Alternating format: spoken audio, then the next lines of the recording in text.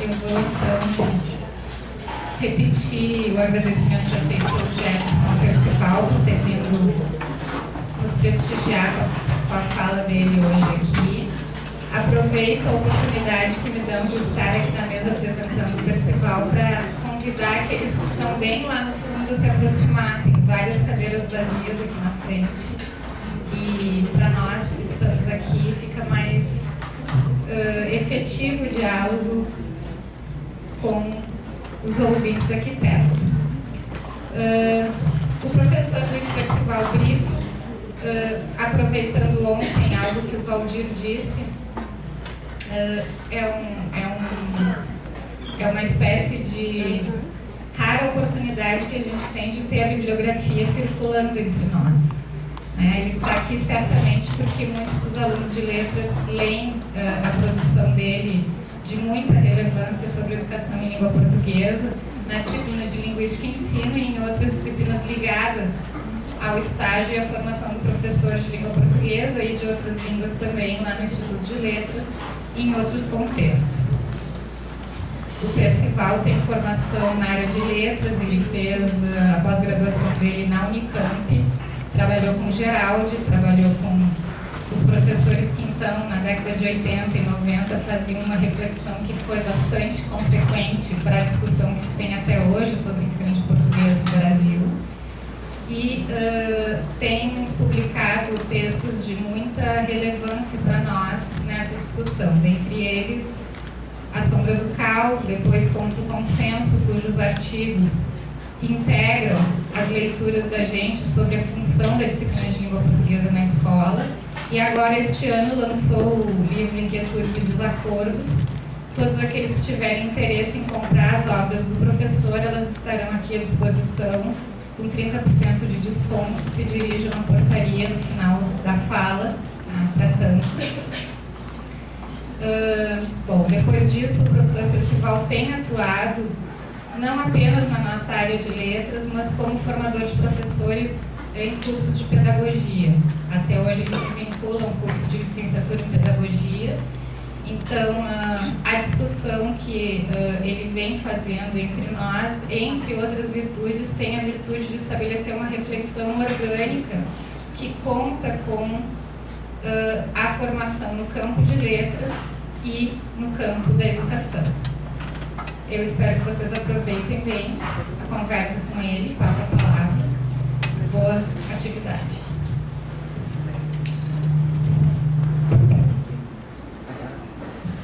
Bom dia a todos. É um grande prazer, uma enorme alegria estar aqui, podendo participar dessa atividade,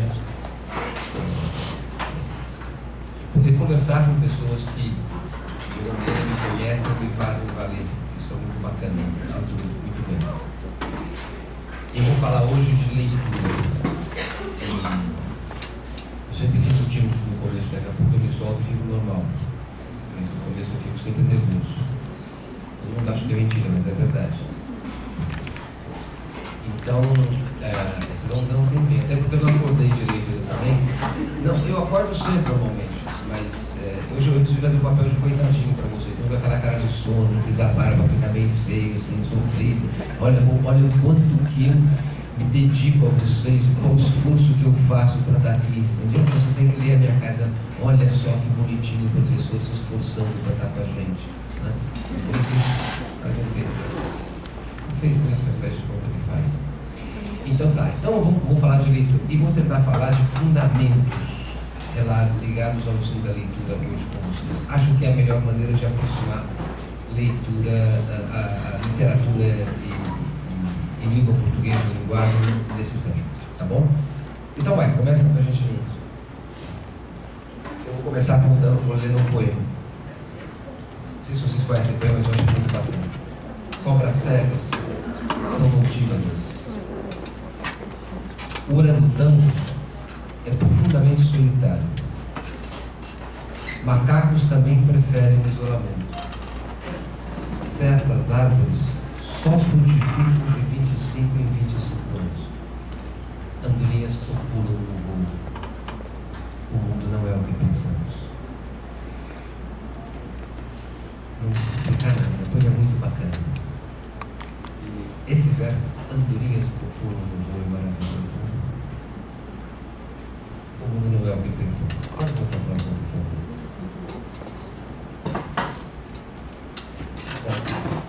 Esse eu não vou avançar muito com vocês, mas aí teria todas as definições. Deixa eu sair daqui. Aí eu trouxe, vocês conhecem bem, né? Quer dizer, eu vou definir o que é leitura. Eu peguei o dicionário. Por que eu peguei o dicionário? O dicionário costuma trazer aquilo que é mais ou menos bem estabelecido numa certa ordem social, que é mais ou menos reconhecido, consensual entre todos. Além das discussões de caráter mais teóricos, mais avançado, ele traz os conceitos básicos comuns do que seja leitura. E aí eu quero fixar com vocês, basicamente, ele tem 12, como vocês veem, 12 rubricas, 12 entradas, não é? Mas aí me interessa especificamente olhar as entradas 1 e 3. A entrada número 1 diz que leitura é o ato de decifrar signos gráficos que traduzem a linguagem oral. Adjetivo.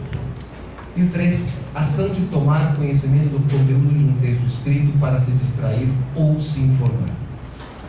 Por que eu quero pegar essas 3? Porque desde logo nós vamos ter que estabelecer um determinado tipo de acordo que me parece importante e necessário para a reflexão pedagógica em especial, mas também para a reflexão investigativa e teórica.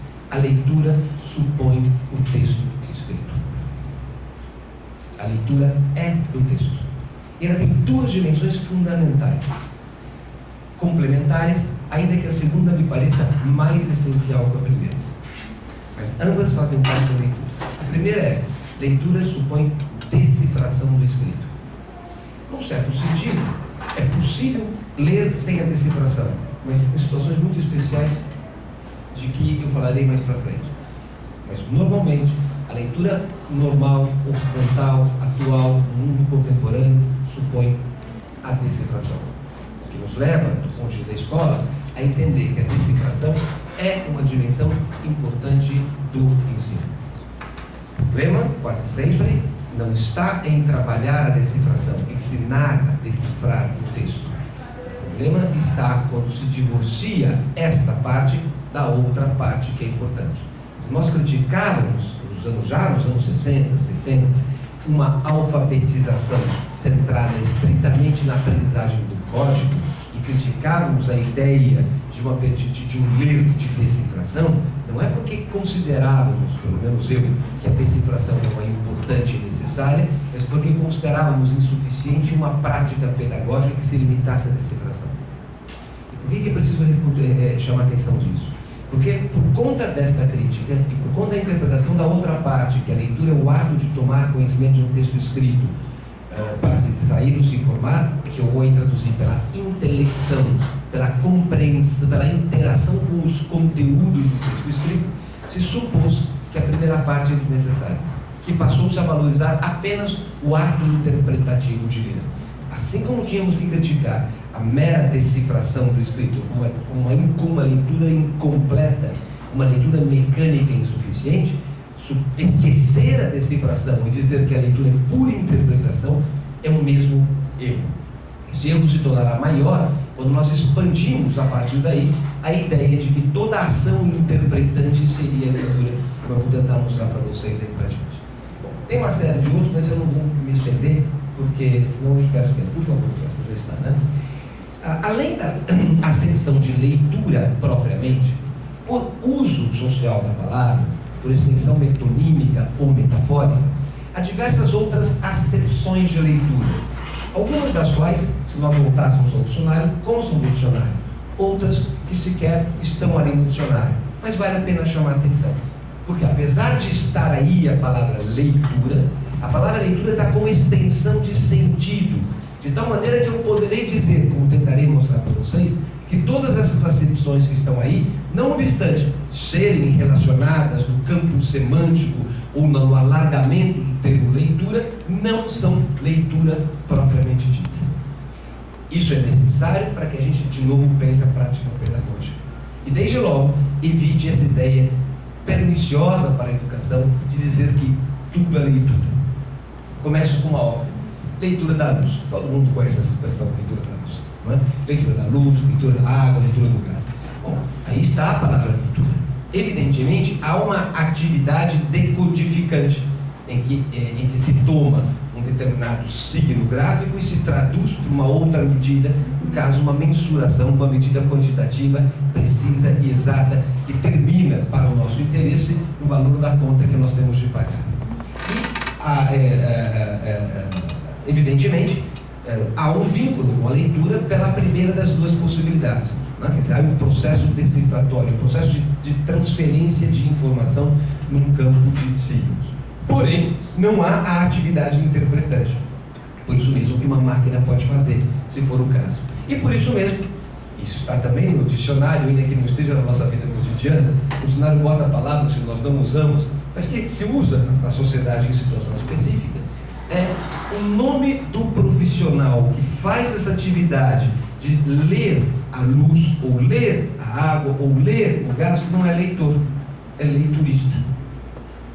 O leiturista é o nome que se deu na sociedade para o sujeito que faz a atividade de anotar o consumo. Então, obviamente, acho que todo mundo concordaria comigo, que não obstante estarmos usando a palavra leitura, e não obstante haver clara correlação e motivação para este uso, leitura da luz não é leitura.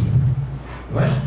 Bom, leitura ótica, aí é mais tranquilo ainda. A decifração aí é totalmente mecânica, é extremamente mecânica e sequer passa pela ação humana. De novo, estaríamos apenas no item 1 ali e estamos nos referindo a um processo de máquina, né, que toma uma determinada sequência de sinais gráficos, que são as barras grossas ou finas, ou as barras pretas e as barras brancas, e faz, a partir daí, uma reinterpretação mecânica que traduz numa sequência numérica, e essa sequência numérica, por sua vez, é a codificação de um conjunto de informações.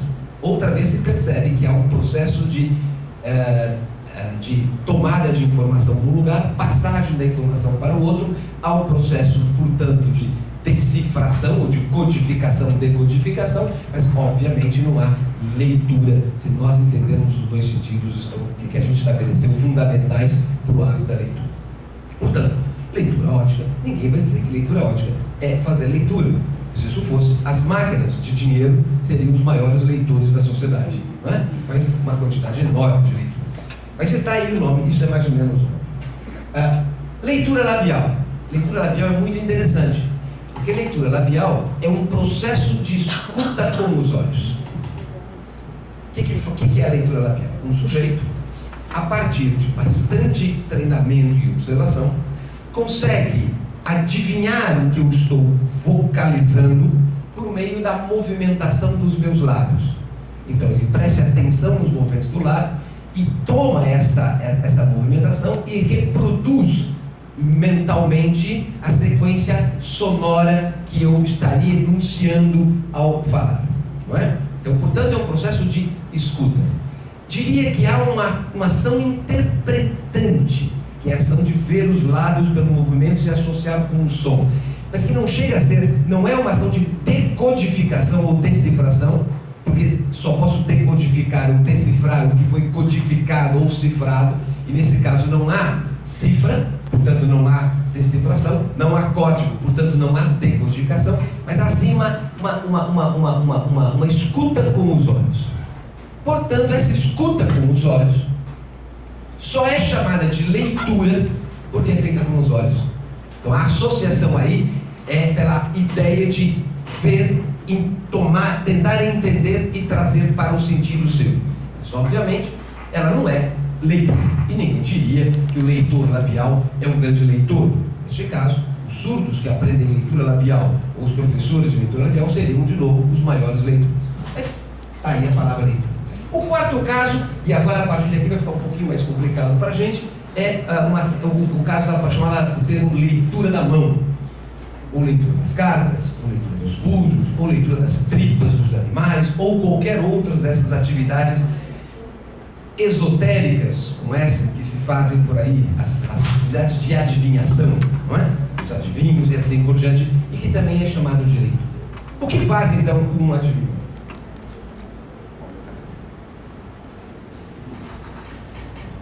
faz um adivinho? Ele pega uma coisa, que pode ser a mão, pode ser a carta, em que tem ali, segundo ele, um determinado conjunto de cifras. E ele vai pegar essas cifras, esses sinais, esses códigos, que estão lá inscritos dentro de uma certa ordem, e que, portanto, suporiam uma sintaxe e uma semântica. Veja que eu estou falando o tempo inteiro no condicional, e faria uma atividade interpretante destes signos, destes sinais. Vejam que não há a decifração para a interpretação, é um processo automático. Os signos, as cifras e as suas organizações, elas não são trazidas para o campo de uma linguagem, traduzidas no discurso direto, mas é a interpretação direta da cifra para o seu valor imediato. Mas isso existe. Bom, então, professor, nós temos aí o critério 1 e o critério 3 preenchidos. Portanto, neste caso, você terá que dizer que isso é leitura no sentido estrito. Sim, mas temos que observar uma coisa interessante. É que a decifração deste processo, a atividade intelectual que aí se realiza, ela é absolutamente inverificável. Isto é, não há como cotejar os resultados de cada ato interpretante realizado pelo interpretante, pelo sujeito que faz a análise, pelo adivinho, não é? Porque cada um tem uma interpretação absolutamente única, imotivada e inexplicada por um processo coletivo dos dados que ele interpreta. Mais do que isso, as pessoas comuns sequer têm acesso a estes signos, porque são signos esotéricos que nós não somos capazes de entender, se é que são signos, já que são interpretações, são achados míticos que a pessoa encontra olhando a minha mão e tratando com os desenhos e, portanto, a partir disso dizendo que os sentidos estão dados. E sentidos que também não se realizam na vida real. Então, é absolutamente inverificável. Portanto, é uma atividade de pura imaginação, a partir de determinados crenças ou suposições que as pessoas têm. Objetivamente, não tem signo, porque o signo é mediação histórica humana, né? E igualmente, o sentido não é um sentido que resultaria de uma prática coletiva, uma prática comum. Qualquer adivinho fará o seu sentido, e afora o adivinho, ninguém é capaz de encontrar sentido nenhum na mão. Eu não posso aprender a ler mão. Eu teria de ter o dom de ler mão. Uma leitura de mão, nós chamamos de leitura porque é um ato que se faz com os olhos, porque é um ato hipoteticamente interpretante, é um processo, portanto, metomínico metafórico, mas não é, evidentemente, uma leitura no sentido que tem um elemento social comum, um signo estabelecido comum, e há uma interpretação, também ela verificável e relativamente comum entre as pessoas que participam do processo social. Então, leitura de mão e todas as outras leituras esotéricas também não seria leitura. Se fosse leitura, poucos seriam os leitores, muito poucos, que existiriam no mundo, já que muitos poucos podem realizar isso. Quer dizer, isso é meio óbvio. Não é tão óbvio, não. Uma vez organizando o Cole, a pessoa que estava responsável por fazer a feira do livro veio me contar, toda serelepe, alegre, que ela tinha acertado com uma vidente, que eles iam botar no meio da feira do livro uma tenda de tarô, e a pessoa ia fazer leitura de carta na feira do livro, porque afinal era um tipo de leitura. Eu, com a minha gentileza com o Tomás, disse não, mas ele não, e a menina teve que ir lá desacertar com a tenda. Na minha feira não tem tenda de coisa, e nisso não é promover leitura, não é minimamente, né? E disse não, porque acabou o assunto. Foi muito delicado, como vocês viram. Não foi tudo isso, estou fazendo mal. A menina era uma pessoa super bacana, minha amiga, claro. Falei, não, querida, nada disso, essa leitura é coisa nenhuma. Mas é preciso que a gente diga para nós: não podemos sair por aí dizendo que leitura de carta é uma atividade de leitura e que pôr uma tenda de milagres numa feira de livro é promover leitura, é ensinar leitura, qualquer coisa disso. Do ponto de vista intelectual, não é uma atividade de leitura. A palavra leitura é utilizada por relação observação interessante. O Aurélio Wise, que é um dicionário bastante cioso, não inclui leitura da mão em nenhuma das acepções que vocês tinham ali antes. Porque ele inclui a rubrica leitura da mão em outro lugar, que é ocultismo. Então ele vai falar de quiromancia, de cartomancia, e lá ele fala ocultismo, e só num deles que aparece mais a palavra leitura, acho que meio que escapou. Bom, a outra palavra muito interessante é leitura do jogo. Leitura do jogo, ou leitura da situação, é um termo que a gente usa muito, não é? E de fato até está mais ou menos previsto nas acepções do Aurélio, como se fosse uma forma de ler. Vocês já ouviram falar isso, por exemplo? O Zé Roberto joga bem porque ele lê o jogo com perfeição. Já ouviram isso? Ouviram? Ele pode ler e jogar bem, mas não tem jeito, onde ele está não dá certo. Ele era bom no Santos.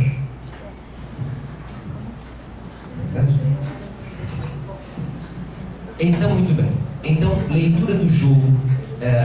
E é mais ou menos assim, você está conversando, duas pessoas estão conversando a respeito de um casal que está o tempo inteiro brigando. O casal está com a vida conjugal dele está muito de namorados, hoje marido e mulher, não importa, né?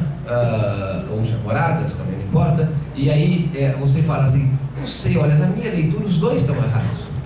Na sua leitura. Muito bem. A gente fala isso sempre, o tempo inteiro. Na minha leitura isso não é assim. Tá, nós usamos a palavra leitura. Só que neste caso, observe de novo. O que está chamando de leitura é a percepção e a análise de uma situação. Não há signos, não há objeto interpretante, não há mensagem codificada, não há um discurso anterior linguístico que se proponha para você interagir com ele. Então, também leitura do jogo, leitura da situação, a minha leitura que eu faço disso. Claro que eu vou continuar usando a palavra leitura, porque é uma forma legítima de usar a palavra leitura, só que não é leitura no sentido próprio do termo. Então não dá para eu ficar por aí dizendo para alunos ou para as pessoas, que as pessoas, não, você lê, porque ler é dar a sua interpretação, ler é ver o mundo, ler é a sua... Não, eu não vou falar já. Não. Isso não é leitura. Não é leitura, pelo menos, no sentido fundamental que nos interessa, que é a inscrição numa certa ordem de cultura, que é a interação com determinados discursos que se fazem por meio da linguagem e que estão mediados pela escrita. Isso é uma questão específica e fundamental. Não é que se a pessoa falar assim, na minha leitura, você não pode falar leitura aí, porque isso não é leitura. Não, ela vai continuar falando a palavra leitura e pode continuar falando a palavra leitura. Aliás, pode. Não é que a gente não tem direito de dizer se pode ou não pode, né? É um uso normal e natural da palavra. E a palavra vai ganhando diversos usos e acepções por associações várias. Ótimo, maravilha. A pessoa pode continuar falando isso. Só que nós que trabalhamos com educação, nós que trabalhamos com o campo da leitura especificamente, temos de entender que este uso tem uma especificidade que o afasta do sentido próprio, do sentido de leitura, que é o sentido primeiro que vai gerar os outros, não é? Então, leitura da situação, leitura do jogo, também não é leitura. Agora vem as duas mais complicadas.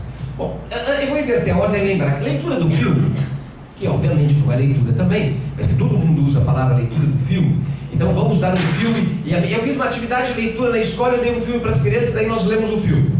Não, as crianças não leram o filme, as crianças viram o filme. Não, mas a gente faz a nossa interpretação. Claro, as crianças viram, interagiram com um objeto cultural complexo, que tem uma série de modos de operar com as coisas usadas, que tem texto, porque tem texto oral, porque tem imagem organizada, porque propõe uma narrativa, mas elas não interagiram com o texto escrito e não interagiram com o texto verbal construindo a narrativa. A narrativa se constrói aí por meio de imagens em sequência. E olha, a narrativa é muito maior do que a língua do que o texto.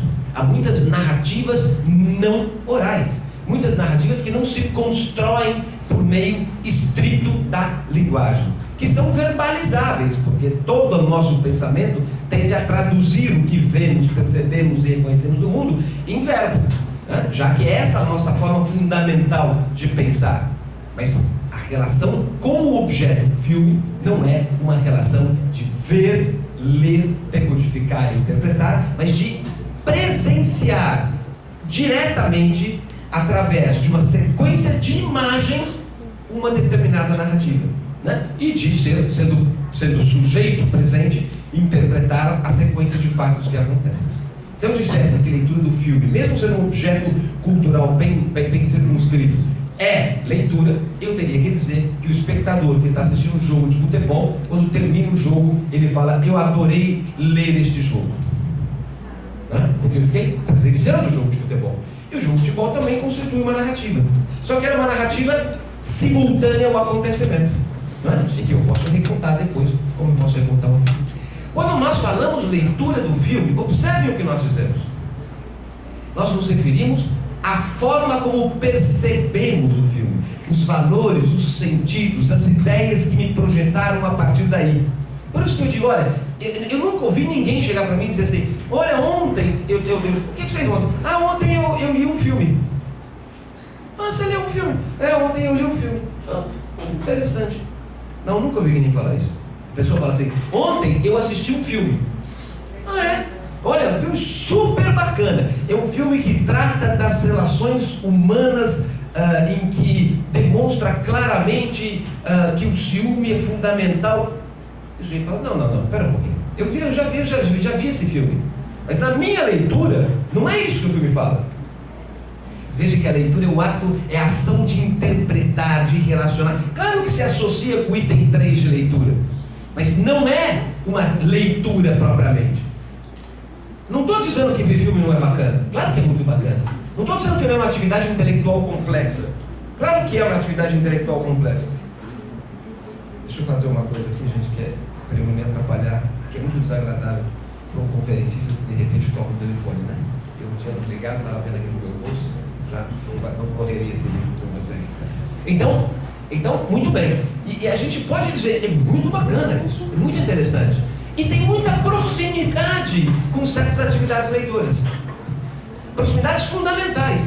Até mesmo porque nós sabemos que muitas das narrativas de filme nascem na literatura. Dizer que não é leitura não diminui a qualidade estética do filme, não diminui a importância da atividade intelectual que você realiza. Apenas permite que nós pontuemos uma coisa e outra. Isso é muito importante. Muito bem, o seguinte, leitura de imagem. Bom, claro que aí eu já tenho que separar duas coisas. Quando se fala em leitura de imagem, não se fala em ver simplesmente. Ainda que não seja muito preciso, o que se supõe em leitura de imagem é: eu tomo um determinado objeto cultural, visual, construído dentro de um frame, dentro de um enquadramento determinado que o isola do conjunto de visões que eu tenho. Estou falando do cartaz, estou falando do quadro, estou falando de coisas que se veem destacadas, separadas, identificadas como objeto específico. A fotografia e assim por diante. Senão, leitura de imagem seria sinônimo de ver, né? Então, eu entendo o que as pessoas querem chamar com leitura de imagem. E claro que quando eu observo um quadro, há diferentes níveis de percepção deste objeto cultural. E um dos níveis é compreender quais são as articulações, os jogos de cores, os jogos de imagens, as alusões, as sugestões, as inter-relações que se estabelecem com outros produtos culturais. Isso é uma atividade interpretante extremamente sofisticada. Eu posso até mesmo verbalizar em alguma medida a imagem que eu vejo no quadro. Dizer: olha, o quadro traz tal isso, traz isso, sugere isso. Então eu posso até verbalizar.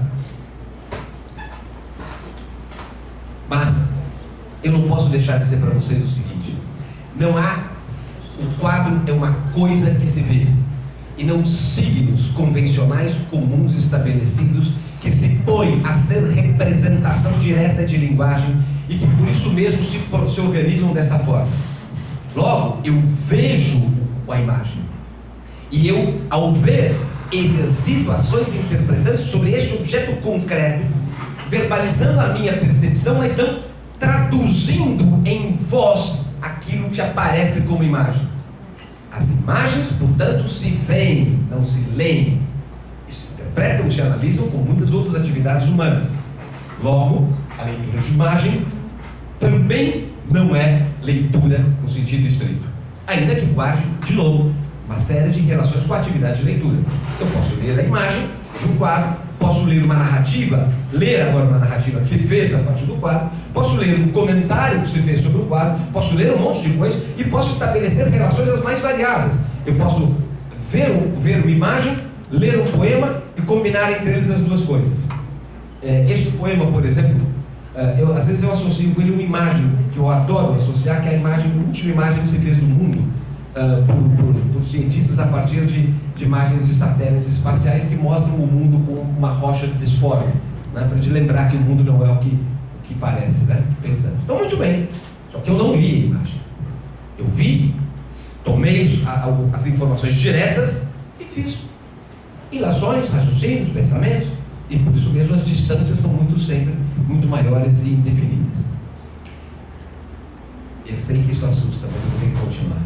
Se eu não leio imagens, eu vejo imagens, eu não leio livros de imagens, eu não leio os livros álbuns, eu não leio história em quadrinho.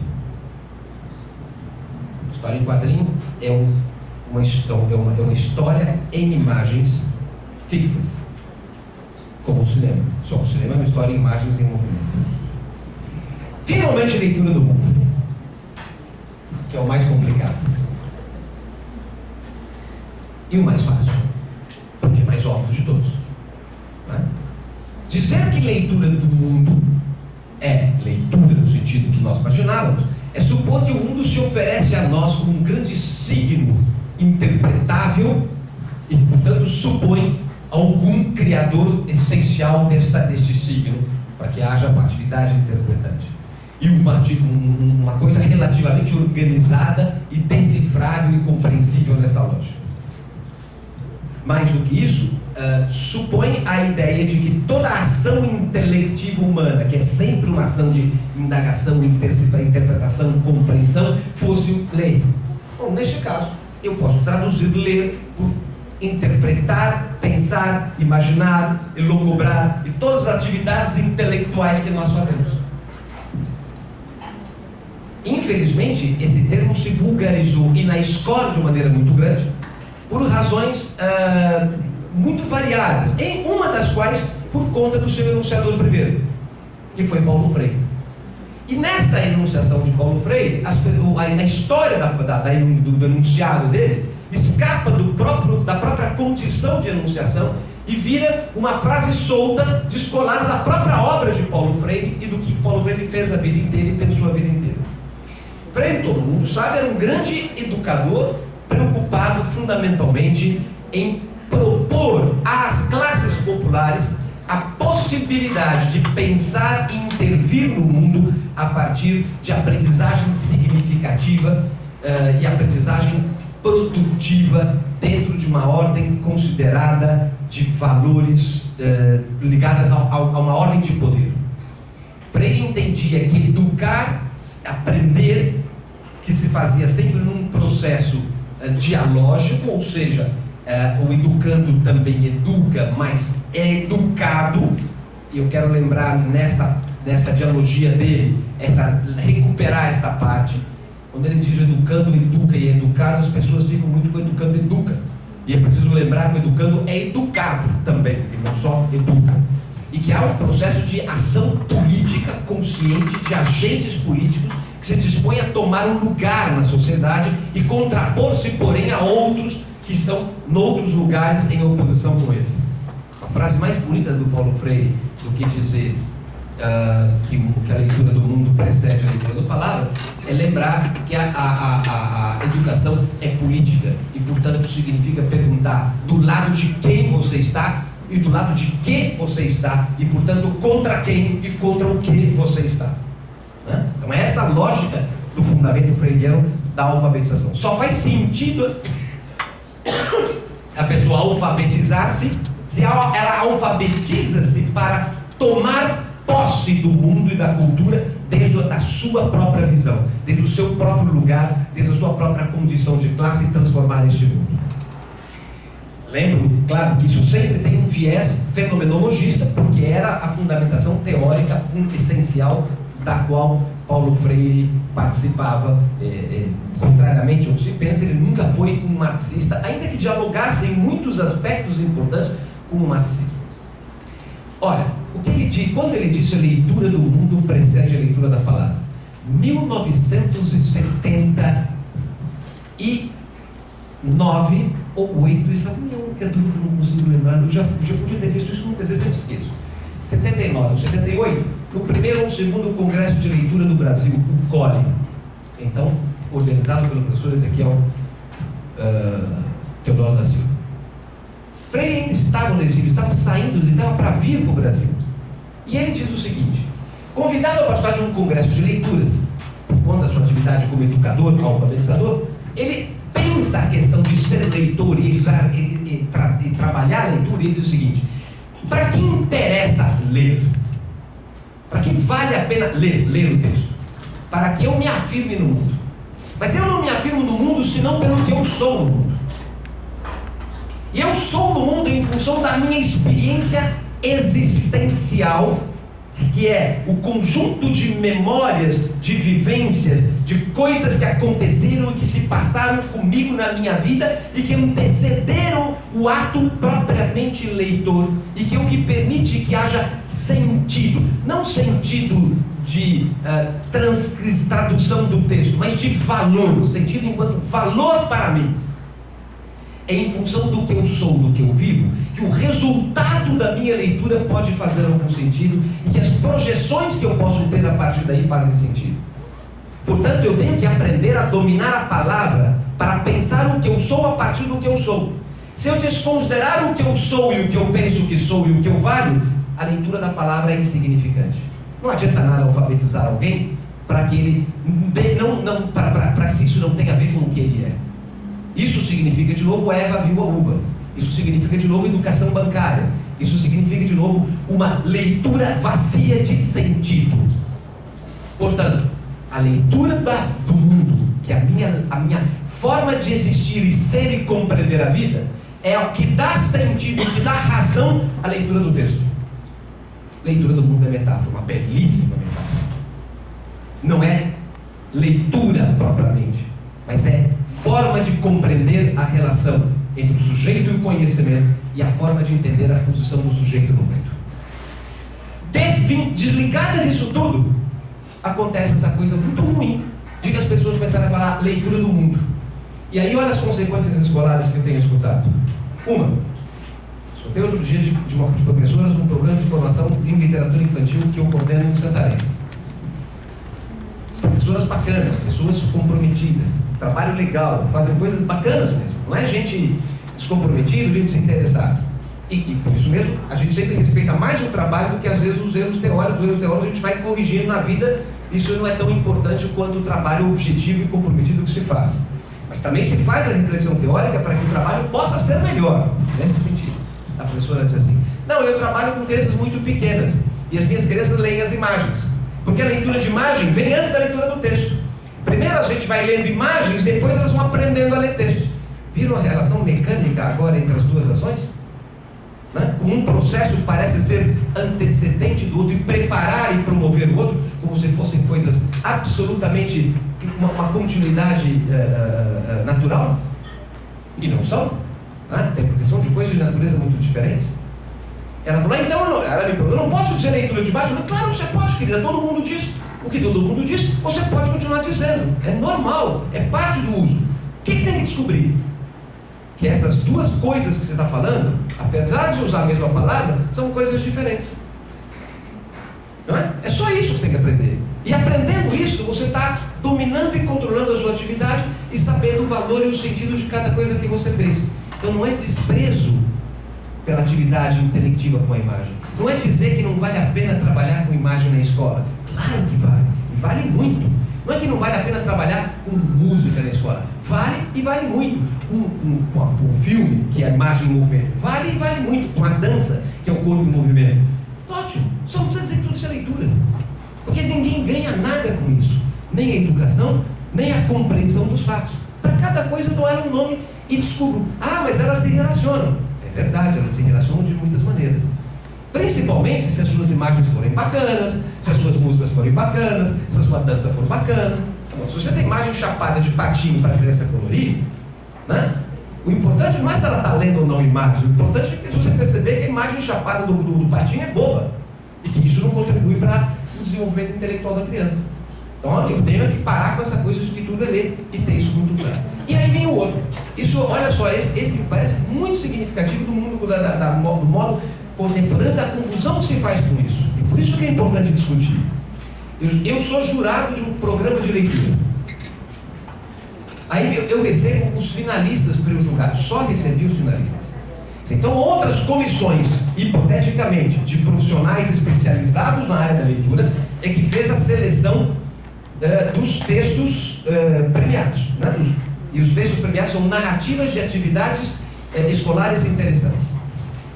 Aí eu recebo uma atividade muito interessante da Bahia, de uma professora de EJA, que resolve trabalhar com seus alunos de EJA com novelas de televisão.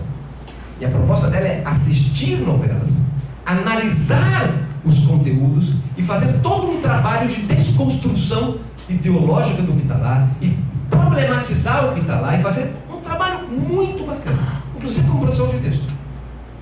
Mas o trabalho dela, ela inclui num programa de leitura e diz que é leitura de mundo. Em nenhum momento no trabalho dela tem um texto. Nenhum momento.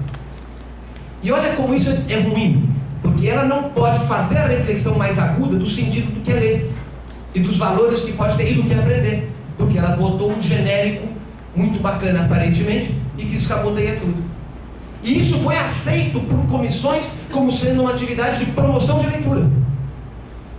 Eu não nego que pode ter relação, isto é, um sujeito que se educa numa prática pedagógica criativa e crítica, que avança para a análise concreta de objetos, terá desenvolvido atividades intelectuais que podem inclusive promovê-lo a ser um bom leitor. Mas não fez leitura. Ele fez análise e fez interpretação.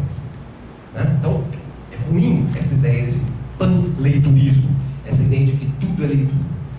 Deve ter muito a ver com essa ordem do escrito, essa ideia de que a sociedade da escrita é a coisa mais importante. E com essa banalização, que tem um lado positivo, e tudo que se vulgariza no meio de todos pode ter um lado positivo, mas tem um lado assustador, que é a ideia de que ler é bom, e que ler é maravilhoso, e que ler é tudo, como diz o Banco Itaú pra gente. Né? Você leia para uma criança e paga a sua conta no Itaú. Isso é propaganda pagar também, tá? O Banco Itaú tem uma série de propostas ligadas à promoção da leitura por meio da Fundação Itaú e por meio do CEPEC. Muitas muito bem feitas, tá certo? E é muito bacana que diga, leia para o seu filho. Essa mensagem é legal, né? Não é ruim. Ruim é a ideia de que ler é bom. Ler para o seu filho pode ser muito bacana, porque pode estabelecer boas relações entre mãe e filho, porque mãe ou filha, pai e filho, mãe, papai e filha, porque cria vínculos afetivos interessantes, mas não necessariamente é bom do ponto de vista intelectual, ou da formação do leitor, ou da formação cultural. Até porque, como eu disse em muitas outras oportunidades, ler é verbo transitivo, importa o quê? Né? Ler não é uma atividade que se faz sem o texto. Se eu avalio ler, eu tenho que avaliar não apenas a atividade, mas também o objeto sobre o qual incidiu a leitura. E por isso mesmo há boas e más leituras possíveis, e bons ou maus textos que se dão a ler. E essa ação valorativa é positiva. Né? Difícil, mas importante. Muito bem. Então, com isso, nós chegamos a um ponto. Vocês podem concordar comigo ou não, naturalmente, mas é um ponto que eu acho fundamental para o debate pedagógico. É a compreensão de que ler se faz com o texto. E que é uma das possibilidades pedagógicas importantes que a gente tem. Não a única, é uma das possibilidades pedagógicas. E que a escola precisa, além de pensar ler, tem que aprender e pensar a ensinar a ver. Porque a gente vê muito pouco na escola. E tem que ensinar a ouvir, porque a gente ouve muito pouco na escola. E ver, que eu me refiro, não ver genérico só, mas é ver os objetos da cultura que se constituem na ordem do ver. quadros, as fotos, tudo isso. Mas, por exemplo, Sebastião Salgado é muito pouco visto na escola. A escola vive muito Sebastião Salgado. A pintura brasileira e mundial é muito pouco vista na escola. A ilustração ela é muito desprezada como objeto de interpretação e de produção intelectual. A música é muito pouco ouvida na escola. Então, o nosso desafio é, além de ensinar a ver, é ensinar a ouvir, a ler, é a ver, a ouvir, a agir, a sentir, a perceber essas coisas, trazer esses outros elementos. E aí, depois que você fizer isso tudo, você está dizendo, olha, o meu trabalho de leitura inclui tudo. Ah, que bacana, que bom, né? Que faz mal. Muito bem, vamos ao próximo. Aí eu vou dizer o seguinte, uma coisa que eu cada vez mais estou me convencendo. Para mim, a principal tarefa da educação escolar é isso aí. Da educação escolar como um todo. E eu poderia dizer que muito do que quando a gente diz, quando a gente fala, que nós gostaríamos de que as crianças possam entrar no mundo da escrita, nos termos do Aquiles Acápio, e possam operar com os discursos da escrita, é muito essa ideia que está na minha cabeça. É que as pessoas possam trabalhar além da dimensão prática, pragmática, necessária e inevitável da vida. E a escola tem uma dimensão prática e pragmática, ela também tem uma dimensão que transcende o pragmático, que é essa coisa da transcendência do imediato, do sair do cotidiano para além, para poder abrir as possibilidades do pensamento abstrato. E eu venho trabalhando com isso, eu não vou poder falar de tudo isso, mas de qualquer maneira, só marcar essa questão do pensamento especulativo, porque eu estou tentando trabalhar com 3 dimensões, que é o pensamento, a ordem do cotidiano, a ordem do técnico e a ordem da especulação, como possibilidades de interpretar 3 dimensões da produção cultural, da produção escrita e da atividade de leitura. E a atividade especulativa me interessa muito. E o dicionário Wise, de novo, ele é muito feliz. Aí ele parece que ele foi um dicionário de filosofias conciso, né? E ele diz assim, o que é especular? É o procedimento compreensivo pelo qual o pensamento captura representativamente um objeto qualquer, pega um elemento de mundo e transforma em elemento simbólico pensado na cabeça, utilizando recursos investigativos dessemelhantes.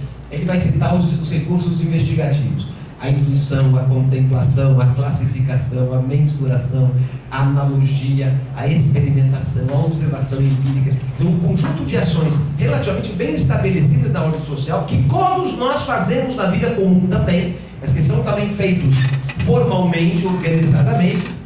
E essas ações que se faz com isso, e que são, elas variam na história, elas variam em função dos modelos de filosofia, dos modelos de ciência, permitem que a pessoa, então, pense o mundo, imagine o mundo, reflita sobre o mundo, organize o mundo. Então, ensinar um pouco é propor à pessoa novas possibilidades especulativas. Eu quero dizer novas porque todo ser humano tem essas possibilidades, por natureza da condição humana. Mas, claro que o que a gente fez na ordem da cultura é expandir essas possibilidades, muitas vezes de forma organizada. E escrita é um dos lugares desse desenvolvimento organizado. Então, aprender na escola é expandir a capacidade de especular, de indagar. Aí é lindo quando ele termina, né? Deram origem, tem um ponto ali que vocês viram que escapou um pontinho na minha escrita. Indagar sobre as coisas. Esse foi um ato fábrico da minha parte. Aí já não digo que foi simplesmente um errinho de esquecimento, já foi uma transferência de oralidade. Indagar sobre as coisas, o mundo, a vida. Claro que o Aurélio não escreveu assim, tá bom? Mas eu falei assim. Então vejam, agora associem leitura com isso. O que nós queremos é ensinar a ler, que supõe a decifrar e agir intelectualmente sobre o texto, numa perspectiva que permite a ação especulativa, permite a indagação. É óbvio que haverá outras leituras. As leituras de caráter pragmático, do agir cotidiano, as leituras de caráter técnico, para o fazer operacional. Mas o que eu quero é que a minha criança possa também pensar o mundo. indagar as coisas, o mundo, a vida. Eu acho que é isso que o Paulo Freire chama de leitura do mundo, né? E aí é lindo, não é isso? A metáfora é maravilhosa. O próximo, por favor. Eu estou demorando muito, não? Tem muito tempo ainda? Alguém me controla, porque eu gosto de falar. O que é isso que você falou aí? 10 minutos, ixi, não vai dar. Olha, então eu vou ser simples. Não, professor, roda uns 5. Há quatro aspectos que eu vou pedir para você falar e vou voltar depois disso. Olha só que eu quero chamar a atenção de vocês. Que eu estou chamando de condições de ser leitor. Coisas para as quais a escola tem que atentar. Eu vou falar a segunda. Autonomia, liberdade, crítica, criatividade, pula mais um, e experiência. São 5. Esses 5 elementos são as condições necessárias da formação do leitor. O que nós queremos é que o leitor tenha as 4, usando a 5ª como condição das 4. Qual é o meu problema normalmente? Porque todo mundo falou, concordo. Mas qual é o meu problema? É que normalmente os discursos pedagógicos e as práticas pedagógicas tomam esses 4 aspectos: autonomia, liberdade, criatividade e crítica como ponto de partida. E eu quero defendê-los que eles são um ponto de chegada. Ninguém nasce livre, você nasce máquina. Não vou entrar com discussões religiosas, místicas, se eu já nasci com alma ou sem alma. Eu nasci coisa. Eu nasci um monte de células amorfas. E eu me fiz humano na história. Aliás, o ser humano é uma produção da própria história dos seres humanos. Não existe ser humano fora da história. Não existe uma origem humana inaugural da ordem do humano. O ser humano é um ser histórico. Eu nasci coisa. Mas eu não nasci uma coisa qualquer. Eu nasci uma coisa extremamente biologicamente organizada, em parte pela própria ação humana. E no momento mesmo em que eu nasço, ou talvez até um pouquinho antes, eu já me inscrevi na história. Eu nasço e começo a me produzir historicamente. Portanto, eu não nasço livre. Aliás, a liberdade não existe. A liberdade se produz também na história humana. E a liberdade não é nunca fazer o que eu quiser. Pelo menos não no sentido mais forte, filosófico e político do termo liberdade. A liberdade são as coisas que eu me ponho em condição de fazer a partir da minha própria história e a partir da minha luta política e social que eu construo. A liberdade, portanto, é sempre uma possibilidade de existência em função da ação humana e não uma pré-determinação da condição humana. E a liberdade supõe aprendizagem e supõe movimento. A mesma coisa a autonomia. O bebê não é autônomo para nada, nem para comer, nem para andar, nem para decidir o que ele quer.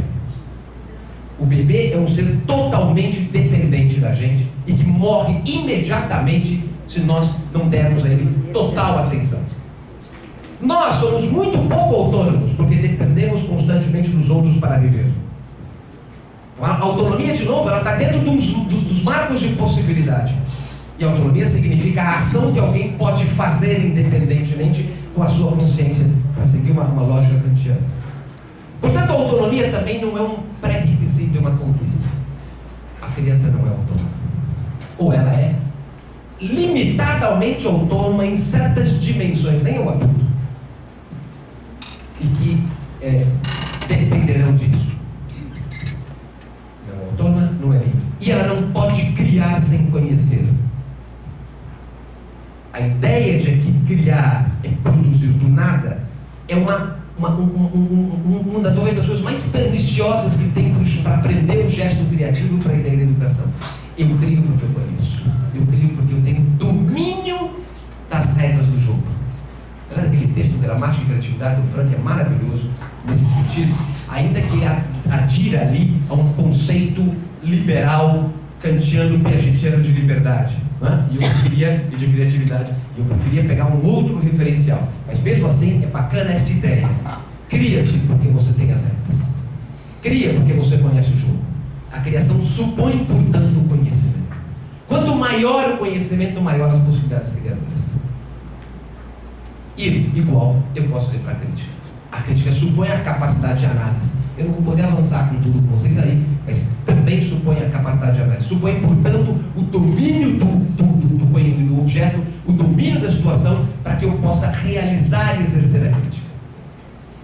Muito bem. Então, o que eu estou dizendo é que a criança, e mesmo o leitor, e mesmo o adulto, não tem como ponto de partida esses 4 elementos fundamentais. Eles têm como ponto de chegada. Mas aí há um problema se a gente interpretar de uma maneira muito mecânica ou muito dura o que eu estou dizendo. Este ponto de partida não é um vazio total, porque eu sempre estou em algum lugar. Portanto, eu já tenho alguma dimensão de autonomia, alguma dimensão de criatividade, de liberdade de crítica, em função do que eu já aprendi. Propor a crítica, propor a liberdade, propor a autonomia, propor a liberdade para a criança é propor para ela: venha exercitar estas possibilidades para que o seu ponto de partida mude e você chegue num outro lugar. E ao chegar neste outro lugar, você dá um novo ponto de partida para um novo ponto de chegada. E assim somos sempre sujeitos em movimento, fazendo e transformando esses 4 elementos da gente. De novo, em homenagem ao meu orientador, são portos de passagem. E porto é bacana porque porto é chegada e partida, né? Então essa ideia me parece essencial para a educação escolar, porque ela obrigará eu dizer para a criança: você quer exercer a escolha? Eu vou te ensinar a ler. Você quer escolher? Eu tenho que te ensinar a escolher também. E ensinar aprendendo, porque eu também estou em um ponto de chegada e ponto de partida. Mas eu assumo que não é verdade que a livre escolha é a melhor escolha que se faz. Porque a escolha não é livre. Ela é resultado dos constrangimentos das experiências anteriores que a pessoa tem. Uma pessoa cujo conjunto de experiências se limitou àqueles objetos culturais tenderá a escolher a reprodução daqueles objetos culturais. Propor a escolha para a criança não é para ensinar a ler, é para ensinar a escolher. E se eu vou ensinar a escolher, eu tenho que problematizar a escolha. Propor a autonomia e a responsabilidade é para ensinar a autonomia e a responsabilidade. Então eu tenho que problematizar a autonomia e não dizer você é autônomo e independente do que você quiser, porque você não é. Quando eu digo para ela que a livre escolha é dela e que é a melhor escolha que ela faz, eu estou ensinando mal a criança. E o leitor. Às vezes eu terei que dizer para essa criança: eu, neste instante, intervenho na sua escolha e decido a sua escolha. E proponho a você uma experiência leitora a partir de uma escolha minha que poderá contribuir para as suas escolhas futuras. A escola, o professor, o formador de leitor, tem a obrigação de tomar decisões a partir também das suas limitações relativas. O perigo nisso são os absolutos, porque o absoluto gera uma concepção autoritária de educação. O outro absoluto, a livre escolha é a melhor do mundo, leva a uma visão descomprometida, irresponsável de educação, que ninguém aprende com isso. Então, esses 4 elementos são essenciais para a leitura literária e para a leitura de estudo e de formação, as 2 dimensões fundamentais da leitura escolar. Um leitor que lê livremente, lê sozinho, a partir da esteja que ele vive no mundo, um que outro, por história de vida, poderá talvez vir a ler um texto de literatura fundamental. Eu tenho que intervir nas leituras das crianças. Crianças pequenas podem ler Calvino, podem ler Guimarães, podem ler Machado, podem ler muitas outras coisas, se eu intervir nas leituras delas. Se eu, inclusive, brigar com as formações de leitura que ela tem e, de alguma maneira, competir com outras instâncias formadoras muito mais poderosas que poderão levá-la a ser uma pessoa completamente alienada. E a alienação é o contrário da liberdade. E o alienado não pode escolher, porque não tem liberdade. De novo, trabalhando isso dialeticamente e não com absolutos. Enfim, para poder terminar, volta. Eu vou terminar só lendo, porque não dá mais para eu falar, né? Porque eu não falo muito. E com esse texto do Jorge Larossa, todos vocês devem conhecer bem, porque ele veio muitas vezes aqui ao Rio Grande, é muito querido para cá, eu sei. Ele falando sobre a experiência num texto que ele fala é traduzido pelo Vanderlei Geraldi, publicado na revista Educação Brasileira, se não estou enganado, disponível na internet o texto, viu? A experiência, a possibilidade de que algo nos aconteça ou nos toque, requer um gesto de interrupção. Um gesto que é quase impossível nos tempos que correm. Requer parar para pensar, parar para olhar, parar para escutar. Pensar mais devagar, olhar mais devagar e escutar mais devagar. Parar para sentir, sentir mais devagar, demorar-se nos detalhes, suspender a opinião, suspender o juízo, suspender a vontade, suspender o automatismo da ação, cultivar a atenção e a delicadeza, abrir os olhos e os ouvidos, falar sobre o que nos acontece, aprender a lentidão, escutar os outros, cultivar a arte do encontro, calar muito, ter paciência e dar-se tempo e espaço. Se eu tivesse tempo e espaço, eu discutir esse texto com vocês, mas não preciso. Muito obrigado.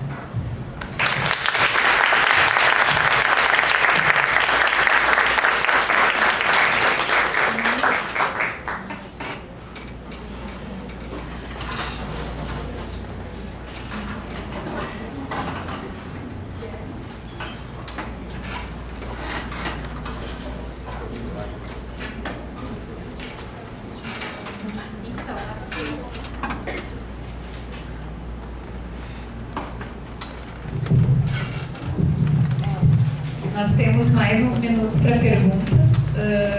Temos também alguns alunos encarregados de coletar perguntas escritas e alcançar o microfone, fazer essa mediação. Eu acho que o pessoal levanta a mão, porque, porque vai mais rápido.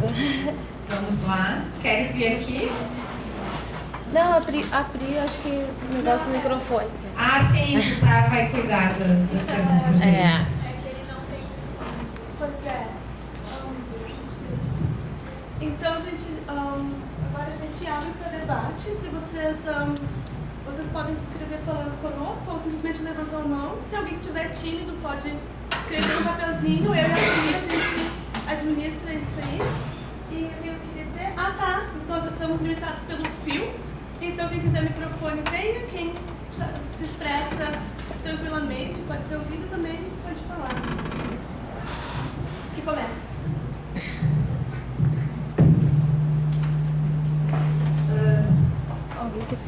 Eu vou fazer uma pergunta enquanto o pessoal aquece. Eu queria, Percival, que tu falasse um pouquinho, de maneira mais contextualizada, sobre a discussão inicial, especialmente, que diz respeito à necessidade de separar essas excepções de leitura. Eu tenho acompanhado na convivência com as colegas aqui na Faculdade de Educação e em outros contextos também, faculdades de educação, e sei que essa retomada do valor e da importância do processo de alfabetização está na ordem do dia no campo. Eu, entretanto, me pergunto como equacionar algumas questões da dificuldade de interlocução, porque me parece que o que a gente tem hoje é uma disseminação relativamente grande do discurso do letramento e do discurso, dos discursos que se valem da palavra leitura de uma maneira mais ampla, e que essa disseminação pode, em alguns casos, ter bagunçado um pouco as coisas, né? Mas certamente eu não acho que isso seja pior necessariamente do que classes vovô viu a uva. Quer dizer, eu acho que essa bagunça prende de alguma coisa, né?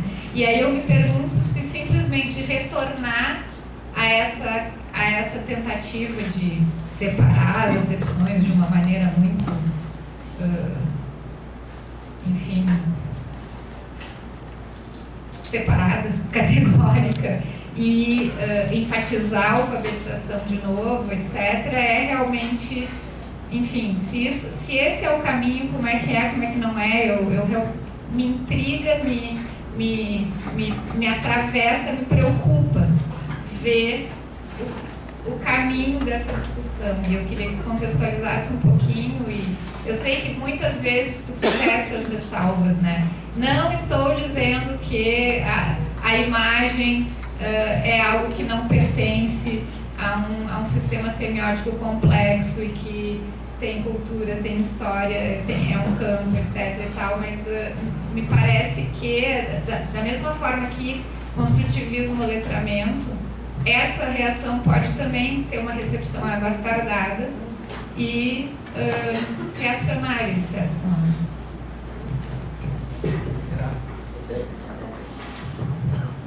Certamente terá. Terá não porque eu disse isso ou aquilo, mas por conta das ordens dos discursos e das disputas políticas e ideológicas por trás. Então eu vou, primeiro, evidentemente, eu não partilho deste retorno tecnicista a uma educação alfabetizante, tal qual vem sendo proposto oficialmente pelo MEC neste momento, e que tem vários colegas comprometidos com essa ideia, talvez sim, fazer uma boa crítica de erros que houve em anos anteriores, mas perdendo a vara demasiadamente do lado contrário, e acima de tudo submetendo-se à ordem do pragmático, a ordem de uma educação a serviço da adequação, da produtividade, aquela discussão que a gente falou ontem do Wanderlei. Uma educação cuja finalidade é ensinar o que é útil, prático, necessário e eficiente. E eu sou a favor de uma educação que ensine o inútil. Ensine muito o inútil. Mas veja que assim como pegaram discursos como, por exemplo, este que eu fiz agora, para dizer da ideia de uma educação contextualizada e transformar a educação contextualizada em educação banalizada, né? E a gente nunca defendeu uma educação banalizada, poderão tomar o que eu estou dizendo e dizer que defender a educação pragmática da adequação. Então, não. Mas o risco existe. O risco é inevitável, isso não dependerá de mim, dependerá das forças políticas que nós atuarmos. Então, essa é a primeira questão. Segundo, o que eu disse foi um erro, é um erro teórico e prático ignorar que a leitura e a escrita supõem o domínio do código. Não disse em nenhum momento que a leitura e o domínio do código antecedem a atividade intelectual com a leitura. Essa é uma diferença fundamental. Então é simultâneo. Tem que aprender a pensar e aprender a ler e escrever juntos. Isso é o ideal. O que o MEC está propondo agora, que é uma pena, é que não, deixa ele aprender a pensar depois, agora tem que aprender a escrever. Né? Isso é ruim. Claro que isso é ruim. Isso é um retorno pernicioso. Mas ele tem a ver, não tem a ver com essa discussão. Ele tem a ver com a ordem mundial. Uma ordem da inscrição do Brasil no plano da produtividade e dessas contas que eles gostam de calcular e de medir, quantos fazem isso, quantos fazem aquele outro, quantos fazem aquele negócio, quantos pontinhos melhorou no IDH, no IDEB, no IDEV, no TUF, no COJO, e essas coisas, e esses pontos todos, supondo que com isso significa melhorar o país, melhorar a vida. Pragmaticamente eles até têm razão, né? Menos pessoas vão morrer de diarreia. Mas o problema é que a gente constrói um mundo em que o ideal do nosso mundo será perfeito se nós sermos iguais às vacas holandesas. Perfeitas, na beleza, na produção, na funcionalidade. Só não são humanas. Né? Então essa a ordem de mecânica é isso. Então esse é o primeiro. Segundo, eu separei para estudar. E se então você me pedisse, deixa um recado final. Então esqueçam o que eu falei de leitura e tratem de botar as crianças para ouvir música, ouvir mesmo música, ver mesmo imagens, manipular imagens, trabalhar com todas as formas de produção de arte, de cultura e de ciência. Isso é mais importante do que definir o que é leitura, certamente. Né? Estou dizendo que o fundamental da escola é avançar para a possibilidade do pensamento especulativo, livre, aberto. Mas do ponto de vista, ao mesmo tempo, de quem toma um lugar de reflexão, quer dialogar reflexivamente com a escola, eu acho que é importante eu dizer, vocês não fazem bem quando chamam tudo de leitura. E acho mais, quem está chamando de leitura não está ensinando nem a ler, nem a ver, nem a ouvir e nem a nada. Está banalizando de novo, dizendo que tudo é tudo e nada é nada. Então essa é a minha crítica mais contundente a esse tipo de coisa. Claro que ela tem um fundamento teórico. É evidente que eu não estou na semiótica. É evidente que, se você olhar para a minha referência, você vai achar a teoria crítica muito mais do que semiótica por trás disso. Tá certo? É claro que eu estou fugindo de algum referencial teórico. Isso é inevitável. Mas isso também é bom. Isso eu não acho que seja defeituoso. E olha que eu sou bem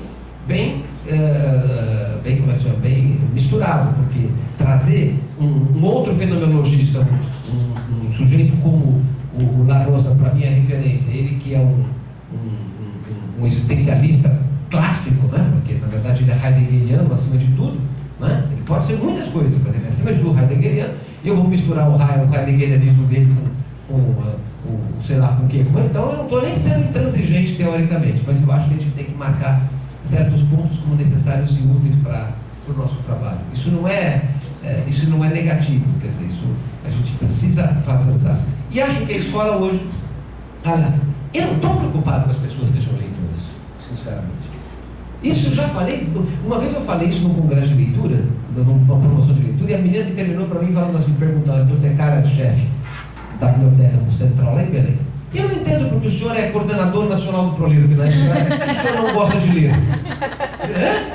Não é?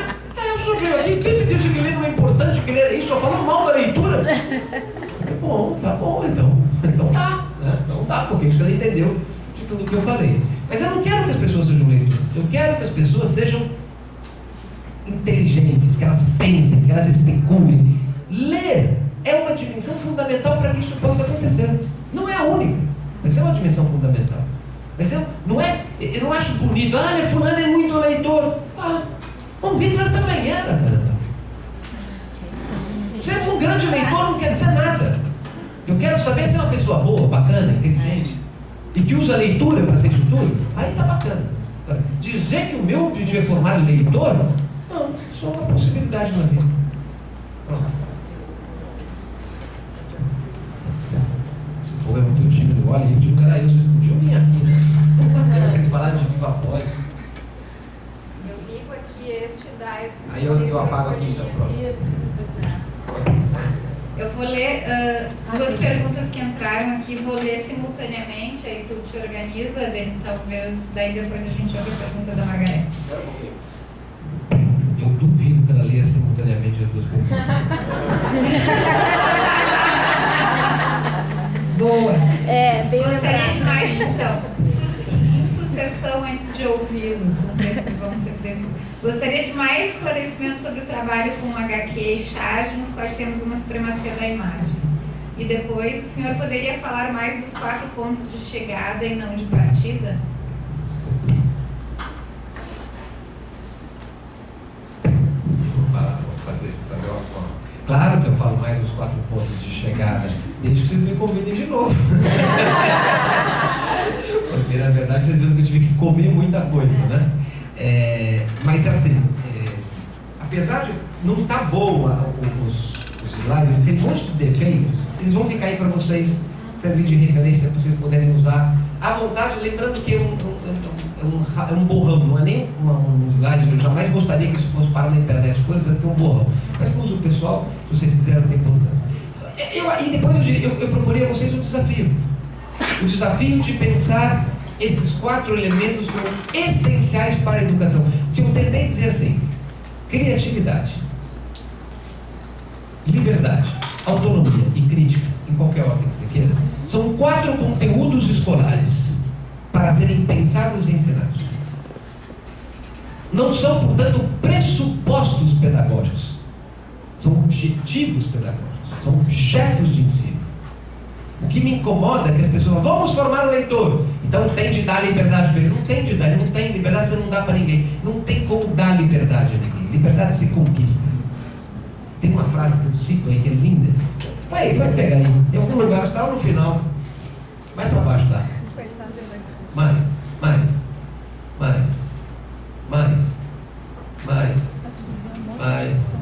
Olha tudo que eu tinha para dizer, ó. Tá vendo? Tem que vir no ano que vem. Mais. mais. Aí mais.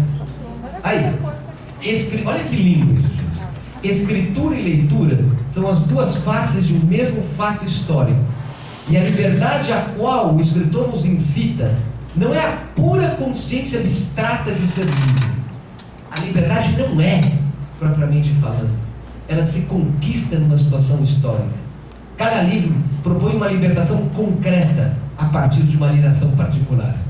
Jean-Paul Sartre, que é literatura, aliás, esse é um livro que eu recomendo a leitura muito, que é literatura. E esse livro do Sartre é muito bacana porque ele vai botar a poesia do lado da imagem.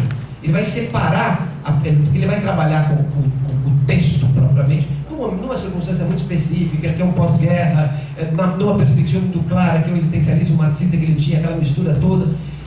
Mas é muito bacana a reflexão que ele tem. E a concepção de liberdade do Sartre é muito forte e muito interessante. Agora, você tem que assumir um princípio fundamental, que é a ideia da historicidade do humano. Né? Isso é essencial. Então, esses itens todos, põe de cima, só para falar de coisa bonita. Olha esse livro. Olha que coisa, olha por que eu quero literatura na minha vida. Esse cara me dá a razão da literatura na vida da gente. A literatura jamais teria existido se uma boa parte dos seres humanos não fosse inclinada a uma forte introversão, a um descontentamento com o mundo como ele é, a um esquecer-se das horas e dos dias, fixando o olhar sobre a imobilidade das palavras mudas. Essa ideia me parece genial. Nós queremos a literatura porque nós estamos incomodados com a vida, incomodados com o mundo. E mais, nós temos um pedaço egoísta, saudavelmente egoísta, em que eu tenho que introjetar-me, tenho que voltar para mim mesmo para me perguntar sobre o sentido da vida. Isso é espetacular. Se tivesse um Humberto Eco aí também, ia ficar bacana. Isso está mais ou menos no meu livro, tudo está citado no meu livro, viu? Propaganda. Muito bem. Então veja, o princípio fundamental é esse: é tomar e perguntar como é que eu produzo situações escolares bacanas que contribuam para que os meus alunos aumentem a sua liberdade. Não é nem exerçam, é aumentem, conquistem a sua liberdade. Como é que eu produzo atividades pedagógicas interessantes que contribuam para a maior autonomia das pessoas? Como é que eu produzo atividades interessantes que promovam a crítica? Em nenhum momento eu vou dizer, eles têm a crítica, eles têm. Mas também não vou negar, por isso que se eu negar, eu estou tirando dele algum caráter de humanidade que eu estou afirmando. Mas se eu simplesmente afirmar como um categórico, eu também estou negando a humanidade dele e estou desconsiderando os outros fatores formativos contra os quais eu trabalho. Né? Porque a pessoa ela aprende sempre. E a liberdade dela, e a autonomia dela, e a crítica dela tem a ver com os processos e as formas possíveis de aprender. E aprender especulativamente, aprender reflexivamente, aprender contra. São muito poucas as oportunidades que a pessoa tem para fazer. E esse é o lugar que eu acho que esse é o nosso papel de educador, que é uma escola que não seja a escola para adequação. De novo, estou citando o meu orientador. Respondi? Tinha pergunta sobre os HQ. Do HQ é bacana. Trabalho com HQ e com charge muito legal. Muito legal. Em vários níveis. E eu não estou dizendo para não ter. E é um trabalho formativo. E é um trabalho que propõe ações intelectivas. Isso não pode dizer que não é leitura. Todo mundo fala leitura de história em quadrinho. Então você continuará falando. Não tem problema a gente falar. O problema é você ter a compreensão da dimensão e das diferenças que estão envolvidas. Né? A história em quadrinho, rigorosamente falando, é uma arte mista. Uma arte que supõe a interação de ver e ler. Algumas histórias em quadrinhos exploram exclusivamente o ver, em que o ler aparece como verbalização de diálogo. Né? Então eu tenho uma atividade de leitura de decifração, que não é interpretante nesse sentido quase nada, é transformar em diálogo, e a imagem é que me conta a história. Tem algumas que dependem de suportes narrativos escritos, elas completam o quadrinho com o texto. Então, e há uma evidente interação dialógica enorme nesse sentido. Isso é óbvio que tem, em várias dimensões. Ao separar as atividades, eu não estou pondo em blocos distantes e incomunicáveis, mas apenas percebemos as dimensões intelectuais e culturais que estão sendo tratadas e trabalhadas aí. E por isso trabalhar o quadrinho e a charge é muito interessante. Quer dizer, me incomoda muitas vezes o trabalhar a charge pela facilidade. Quer dizer, a charge, ela é trabalhada, a charge é mais separada do quadrinho, porque charge não é leitura, evidentemente. O quadrinho supõe, muitas vezes, uma dimensão leitura. A charge supõe uma dimensão interpretante. E ela não tem texto. A charge não tem uma palavra sequer. Né? Pura imagem. E ela supõe uma enorme ação interpretante de operar em vários níveis de conhecimento e vários tipos de ação. Esta ação interpretante é muito legal, porque ela opera com a ironia, ela opera com o sarcasmo, ela opera com vários processos que são muito ricos. E por isso a dificuldade, muitas vezes, de interpretação da charge, de compreensão das diversas dimensões que ela tem aí. O que eu não gosto? É usar charge porque é divertido, porque é fácil. Usar charge porque tem pouco texto, então a partir daí eu faço atividade de escrita. Usar a charge como elemento disparador de produção de texto, porque aí eu fico numa relação muito utilitarista desta própria arte e não dou a ela o próprio respeito que ela tem. Claro que eventualmente posso, né? Mas isso é outra coisa. Um dia eu estava trabalhando com leitura com os meus alunos. E leitura de texto literário, e eles tinham que fazer projetos de intervenção na escola, tinham feito todos os projetos supunham leitura e produção de texto. Leitura e produção de texto. Eu falei, mas que diabo que você tem que mandar as crianças escrever depois que leu? Por que as crianças não podem só ler o texto? E você diz que a produção é a conversa que elas tiveram, é o que passou na cabeça delas. Não tem de ser mecânico, não tem de ter essa ordem do, né? Eu vou fazer uma proposta de atividade, porque o livro didático é assim, né? Então a gente aprende que a aula é assim. Não, cara, propõe uma atividade. Lemos, que bacana, vamos ler mais depois. Não quer dizer que eu não tenha produção, mas eu não posso mecanizar as relações. Eu não posso dizer porque eu li um texto, eu tenho que produzir o texto depois.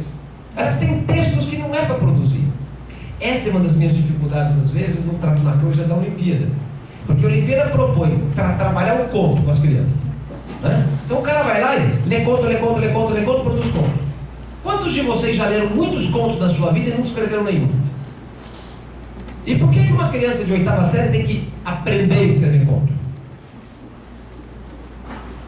Não, conto nem é a categoria da Olimpíada, mas era trabalho que a escola faz.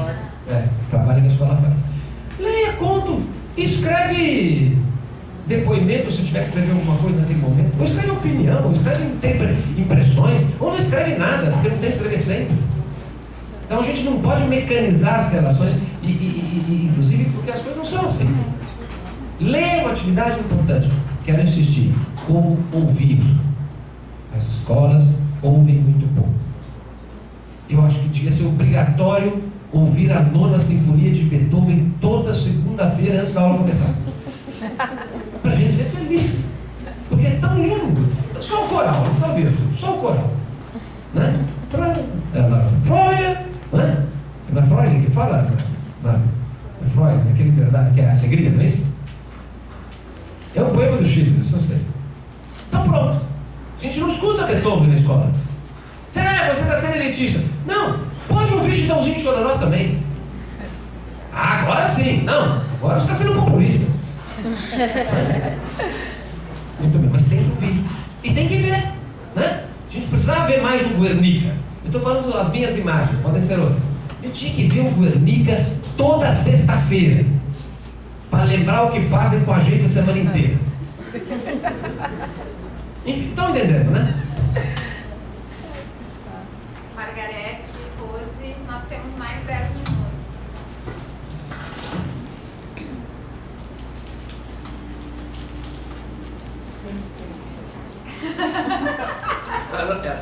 Ela sempre tem que botar em problemas.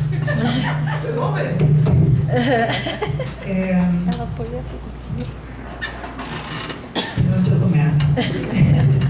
Eu queria fazer uma relação entre o que tu levantaste ontem, da língua do certo e do errado, e da leitura certa. E tentar relacionar um pouco com, se eu conseguir, com as condições que tu colocaste aqui como necessárias para trabalhar leitura na escola, quer dizer, como funções da educação na escola. E eu vou dar um exemplo que alguns de vocês já conhecem, que eu tenho usado bastante, que tem a ver com a leitura certa, né? Que é um dos tantos exemplos de questões da Prova Brasil, né? Que é um pequeno texto de um livro, a história da Thalita, que era uma menina que gostava de dar nome de coisas, nome de pessoas a coisas, e com os pais faz essa brincadeira em casa, né? Então tem lá um exemplo, é um trecho de uma história infanto-juvenil, né? Então tem esse exemplo que ela diz, mãe, põe o prato em cima da Tereza, põe, enfim, né? E tem essa brincadeira. E aí a pergunta a partir dessa história, podemos concluir que Thalita é exagerada, criativa, curiosa e tem mais alguma outra coisa. Bom, qual vocês acham que é a resposta? Sei lá, tinha que fazer uma análise para descobrir. Justamente. Então, o que eu tenho sempre perguntado é que a gente teria que trabalhar, né, pensando em leitura, por que a gente sabe que pode ser qualquer um, mas a gente sabe que tem que responder criativo. Então, significa entender o jogo de lado. Justamente. Então, assim, o que tu está falando de justamente ser um leitor que a gente não tem liberdade, mas que a gente deve ser criativo, e, claro, conquistar essa liberdade e tudo mais, assim, eu acho que, em última análise, então, ensinar a ler, de alguma forma, deveria ser ensinar a ler outros mundos, e eu quero usar a palavra ler outros mundos, porque não tem nenhuma interpretação mesmo de texto escrito que não passe por vários mundos. E entender o que o outro mundo talvez esteja querendo que eu leia. Certo? Então, eu queria que tu falasse um pouquinho sobre isso.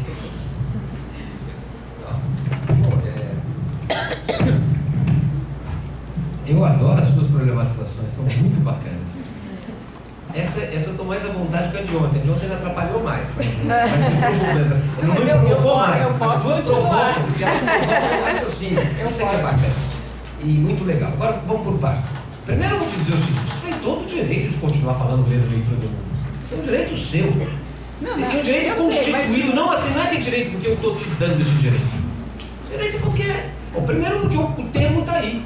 Circula. Tá. O que eu vou dizer para você sempre é. Não, mas peraí, deixa eu te interromper. Mas aqui eu estou querendo entender leitura de qualquer forma como interpretação.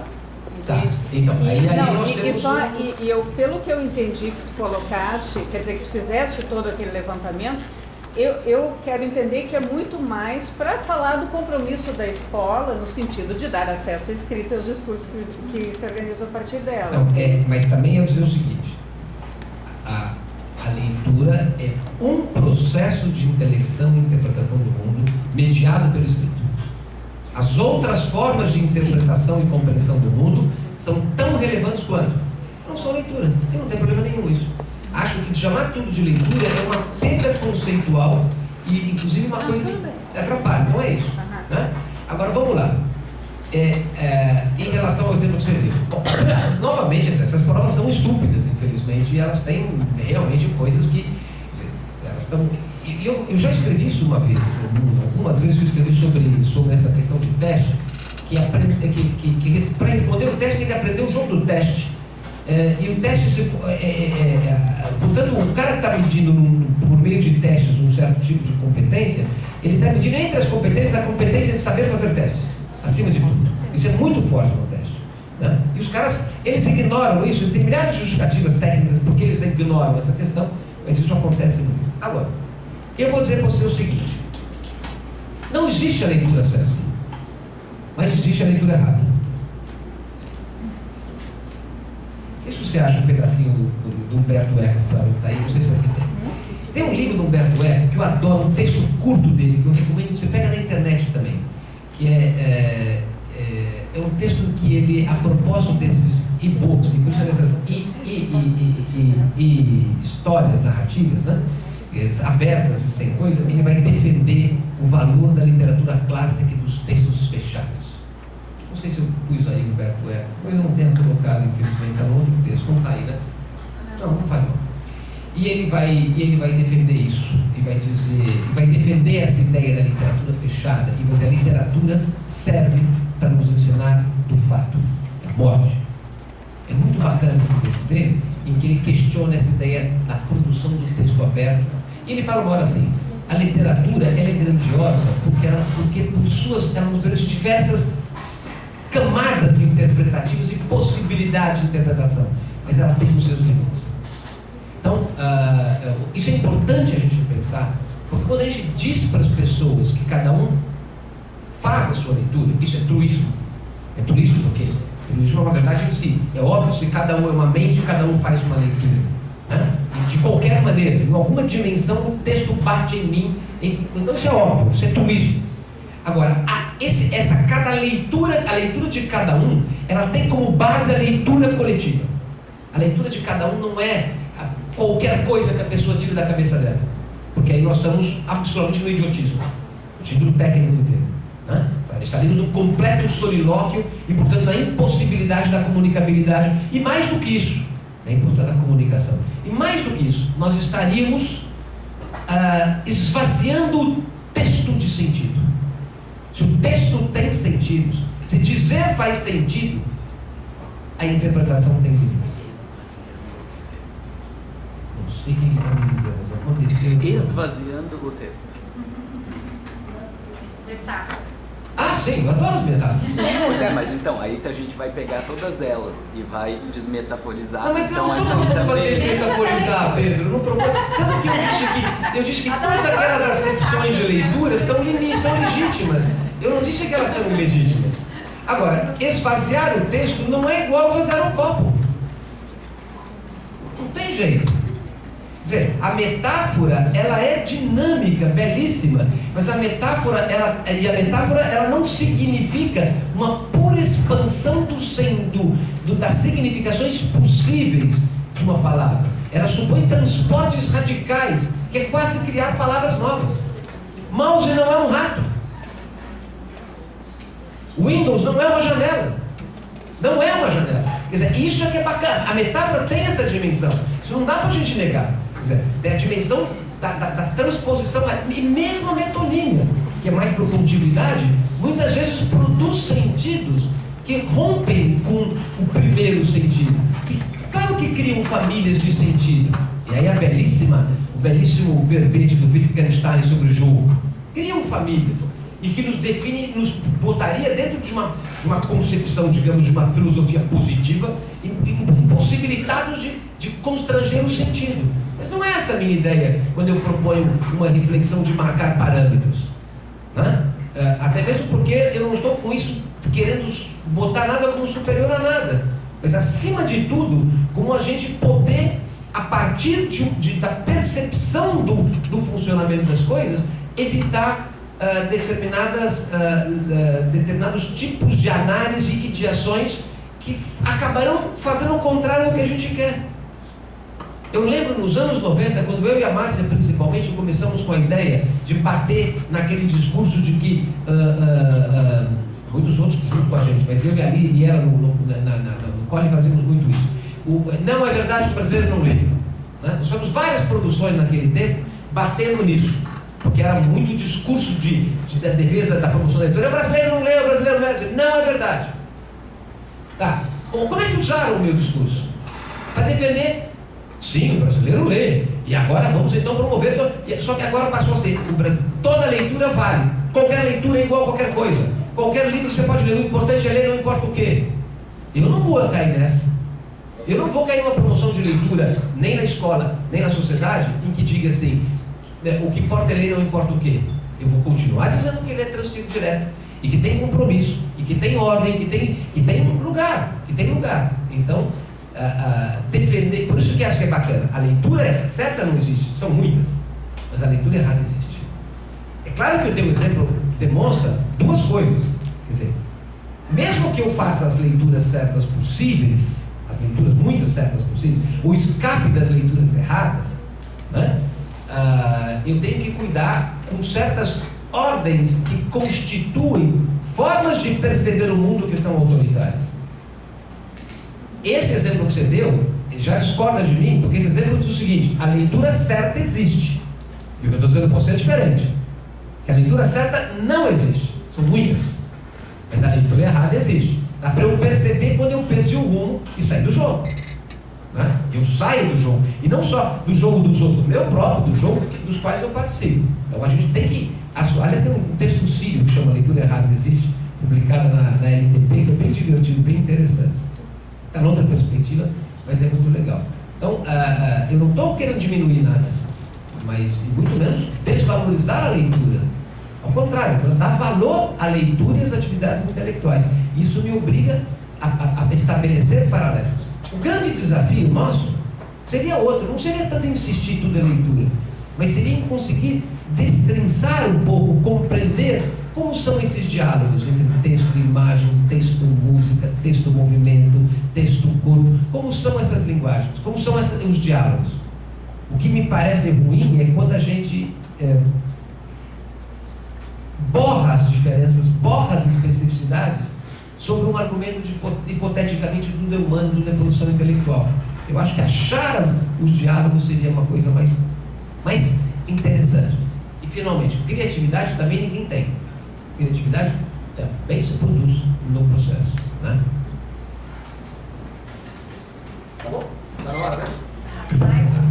Muito bem, então. Muito obrigada. Vamos encerrando. O Jefferson vai falar com vocês aí dos horários.